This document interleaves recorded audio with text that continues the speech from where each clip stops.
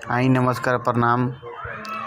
देखिए, बहुत ही अच्छा गायक सुपरस्टार खेसारी लाल यादव जी का गाना श्याम देहाती जी के देहांत होने के बाद ये गाना आया है एंगल म्यूजिक से। गाना के लिखले बानी बहुत ही पुराना राइटर उनकर पवन पांडे जी, और संगीत दिले बानी आर्या शर्मा जी।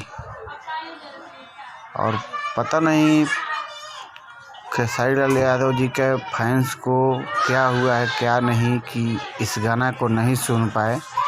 ये गाना बहुत ही कम चल रहा है।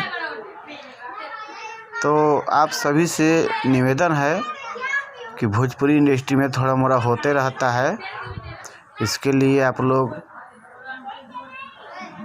किसी गाना को ऐसे मत छोड़िए, गाना को सुनिए और स्नेह प्यार दीजिए। काहे कि जो आदमी आया वो तो आने जाने वाला रास्ता है, ये है, कोई आता है तो कोई जाता है। तो किसी को कोई मन में दुख नहीं होना चाहिए। काहे कि भैया के जाने का हर किसी को दुख था, लेकिन अब जो चला गया वो तो लौट के आने वाला नहीं है।